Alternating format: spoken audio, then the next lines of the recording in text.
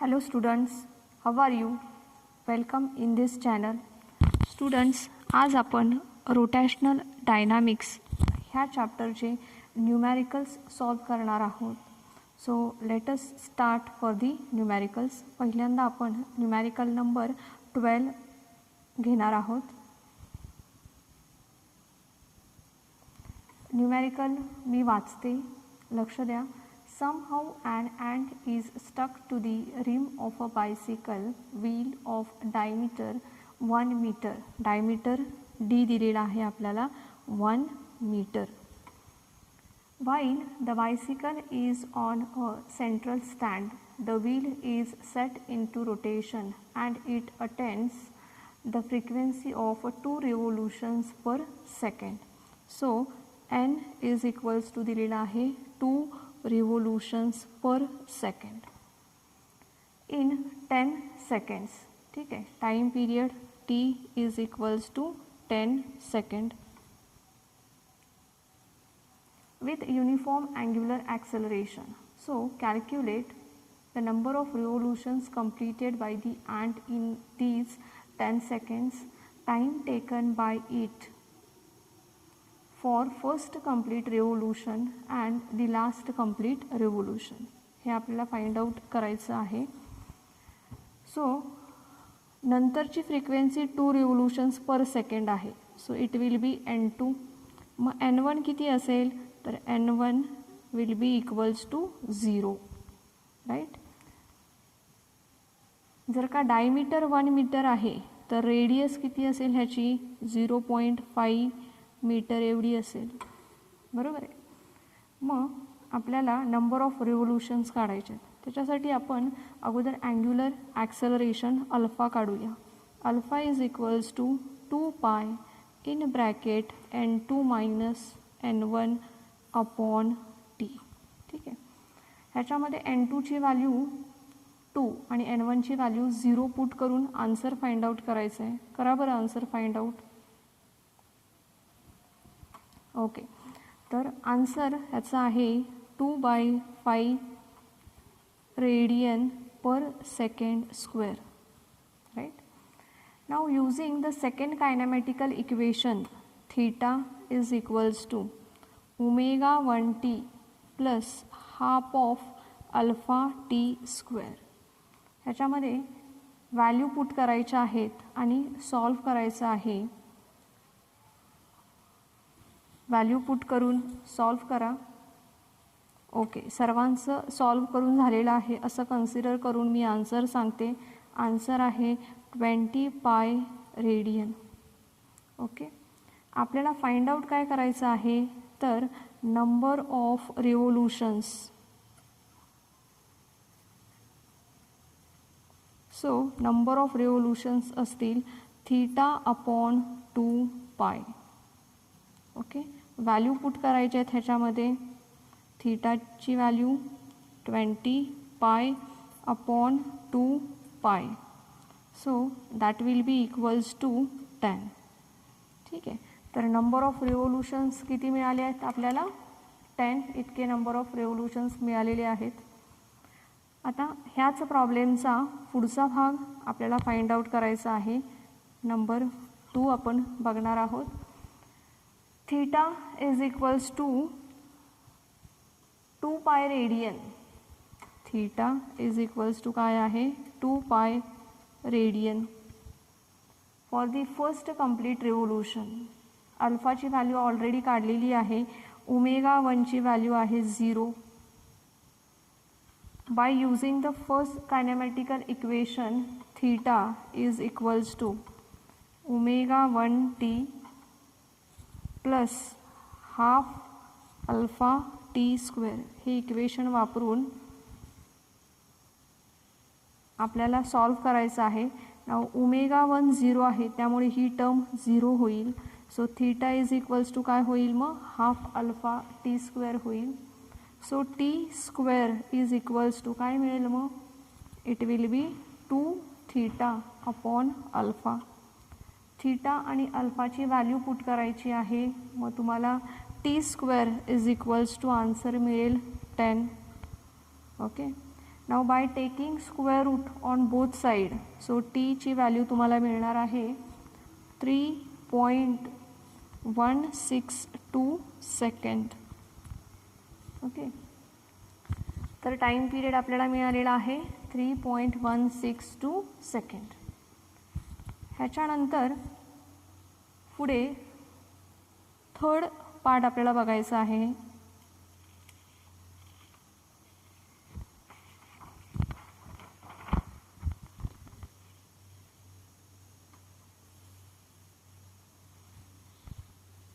ठीक आहे, ह्याच प्रॉब्लेमचा तिसरा भाग आपल्याला बघायचा आहे.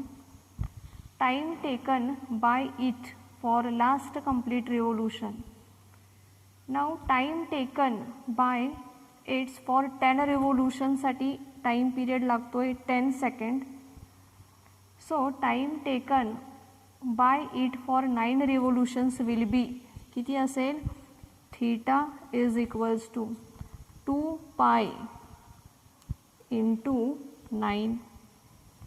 ओके, थीटाची व्हॅल्यू कायनेमॅटिकल इक्वेशन वापरायचं आहे. Theta is equals to omega 1t plus half alpha T square. Value put करायचे आहेत ह्याच्यामध्ये. मग टी स्क्वेअरची व्हॅल्यू तुम्हाला मिळेल 90 by taking square root on both side. T square is equals to मिळेल 90 by taking square root on both side. टीची value तुम्हाला मिळेल 9.4868 एवढी व्हॅल्यू मिळेल. So time taken by it for the last complete revolution, so T last हा किती मिळेल, तर 10 minus 9.486 it will be equals to 0.5132 second. Okay, so this is the T last time period, right? ह्याच्यानंतर आपण problem number 13 बघणार आहोत.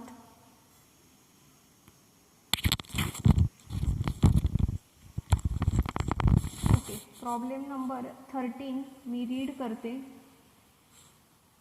Coefficient of static friction between a coin and a gramophone disc is 0.5. Radius of the disc is 8 cm. Initially, the center of the coin is 5 cm away from the center of the disc. At what minimum frequency will it start slipping from there? By what factor will the answer change if the coin is almost at the rim? जीची value घ्यायची आहे pi square metre per second square. Right, आपण disc काढूया. ही disc अशी आहे. Right, this is the axis of rotation. Now हा coin somewhere इथं आहे असं आपण अज्युम करूया. कॉइनचं वेट mg असं ॲक्ट होईल डाऊनवर्ड डायरेक्शनने. नॉर्मल रिॲक्शन अशी असेल. हा mr ओमेगा स्क्वेअर असेल. This is fs frictional force. So कॉइनवरती अशा पद्धतीने फोर्स ॲक्ट होणार आहे. गिवन काय काय आहे, म्यू इज इक्वल्स टू 0.5 आहे, रेडियस 8 सेंटीमीटर आहे, जीची व्हॅल्यू आहे pi square. Now we know that this frictional force produces this mr omega square. So आपण मग कसं लिहूयात, fs is equals to mr omega square. Right, now omega म्हणजे काय आहे 2πn. fs म्हणजे काय आहे mu mg is equals to mr into 2πn square. okay, by solving this equation, okay, solving this equation, आता ते तुम्ही सॉल्व करा. मी डायरेक्ट स्टेप घेते. n is equals to we will get under root mu G upon 4 pi square R.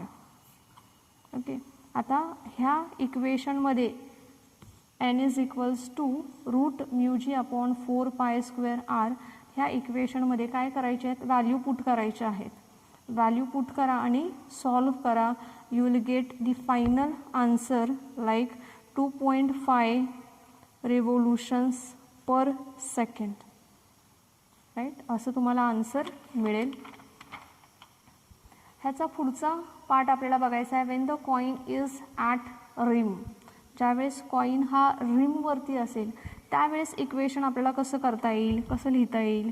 तर when the coin is at the rim we can write mu M G which is F S. Now this is equals to काय मिळेल आपल्याला, M R omega square असं मिळेल.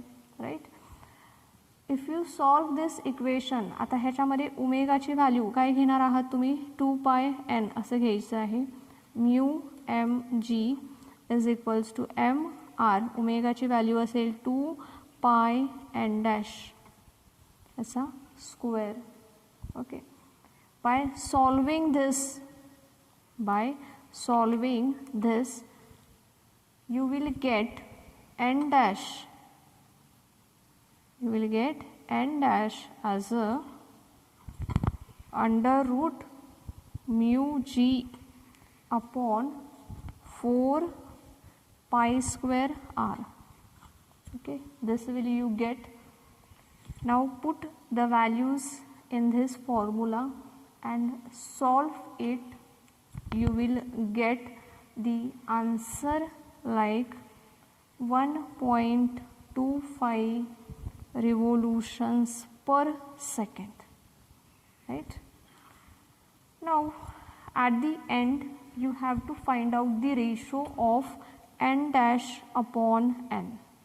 Now n dash upon n, it will be equals to 1.25 divided by 2.5 which is equals to 1/2. Right, so n dash upon n is equals to किती मिळते मग आपल्याला, 1/2 एवढं आन्सर आपल्याला मिळत आहे. Right, now students let us solve the next problem.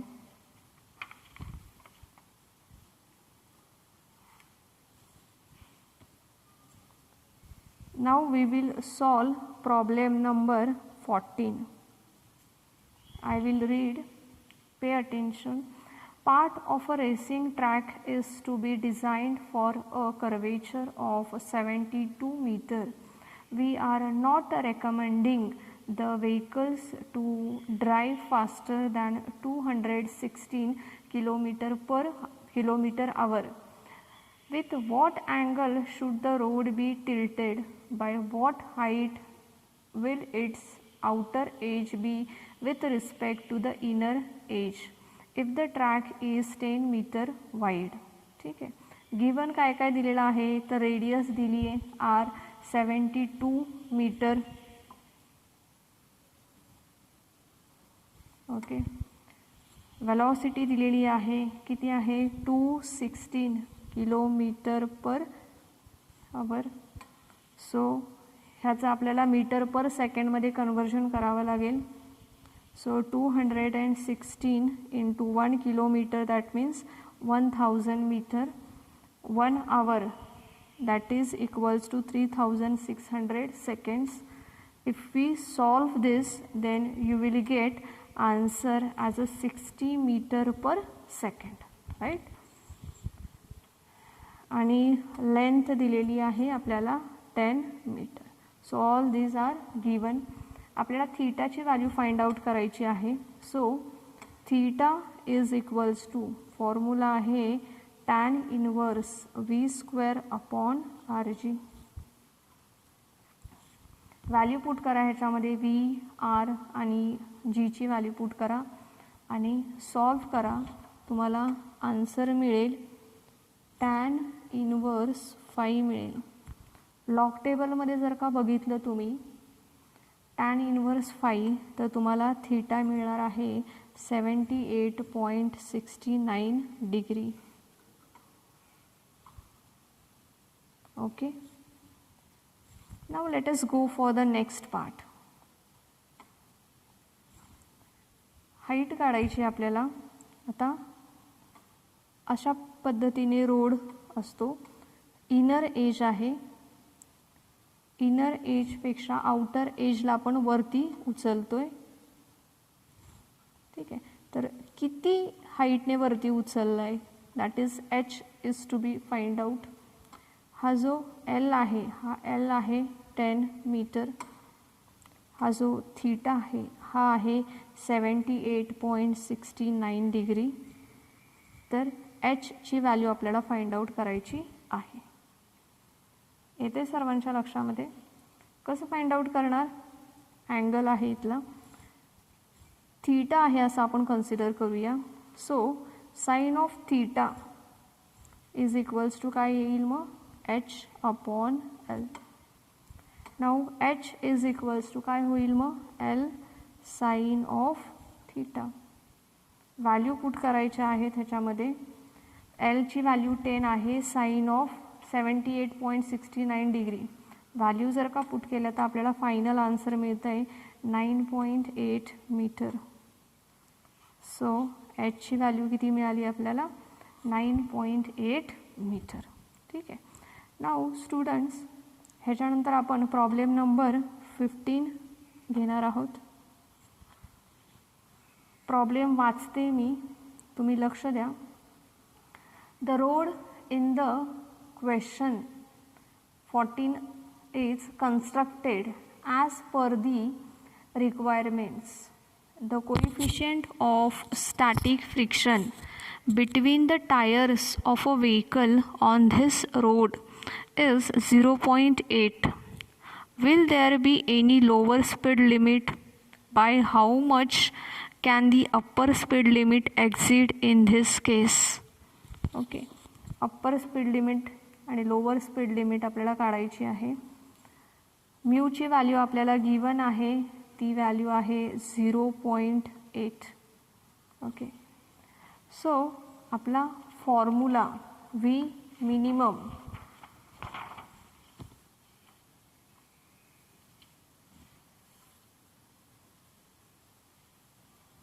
Formula आहे आपल्याला व्ही मिनिमम. तुम्हाला माहीत आहे V minimum root R G bracket करायचं आहे tan of theta minus mu upon 1 plus mu tan of theta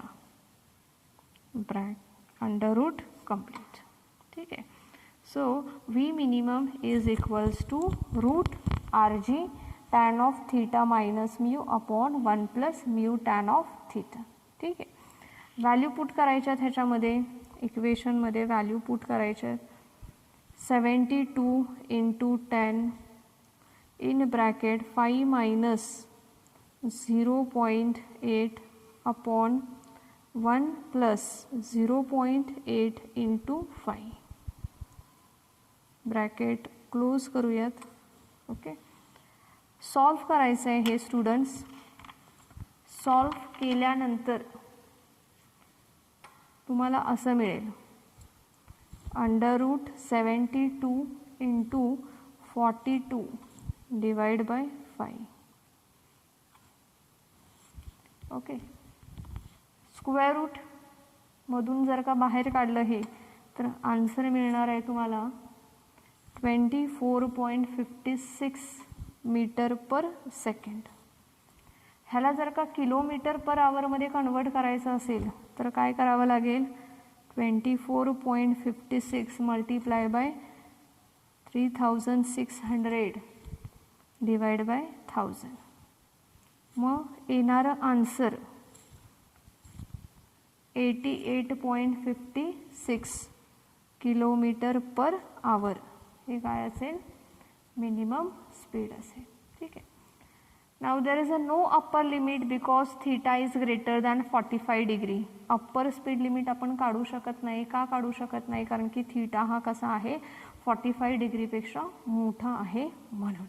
okay, so students let us solve problem number 16. ठीक आहे.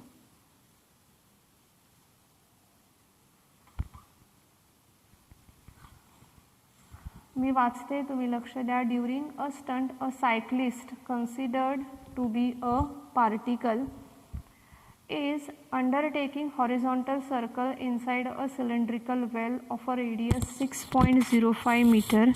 If the necessary frictional coefficient is 0.5, how much minimum speed should the stunt artist maintain? Mass of the artist is 50 kg. If she or he increases the speed by 20%, how much will the force of the friction be? आपल्याला काय काढायचं आहे, minimum speed काढायची आहे. त्याच्यासाठी radius given दिलेली आहे, R mu आणि एम गिवन आहे. व्ही मिनिमम आपल्याला फाइंड आउट करायचं आहे. So V minimum is equals to आहे √RG अपॉन म्यू.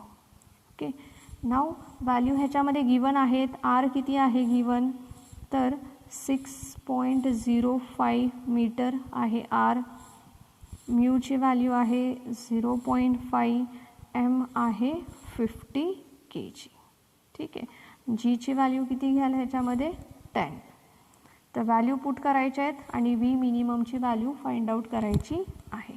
करा बरं कॅल्क्युलेशन. सर्वांचं कॅल्क्युलेशन झालं आहे असं कन्सिडर करते मी. √121 which is equals to 11 metre per second असं त्याचा आन्सर आहे. नाऊ स्पीड काय करतो आहे आपण, इन्क्रीज करतो आहे 20%ने. So V dash is equals to 120% of V minimum. म्हणजे ओरिजिनल स्पीड आहे त्याच्यामध्ये 20%ने इन्क्रीज केल्यानंतर तो किती होतो आहे, तर 120% होतो आहे. ठीक आहे, now this is equals to काय होणार आहे, 120 अपॉन 100 इंटू 11. ठीक आहे, मीटर पर सेकंड. आन्सर तुम्ही फाइंड आउट करा ह्याचं काय आन्सर येतं ते, right. But force of a friction Fs is equals to mg which does not depends on a speed. So Fs is equals to काय होईल मग 50 into 10 which is equals to 500 newton. मग frictional force Fsची value किती आहे, 500 Newton एवढी value आहे. Okay, so आजच्या व्हिडिओमध्ये आपण इथंच थांबूयात. ह्याच्या पुढचे जे प्रॉब्लेम्स असतील ते आपण आपल्या पुढच्या व्हिडिओमध्ये बघूयात. Okay students, thank you.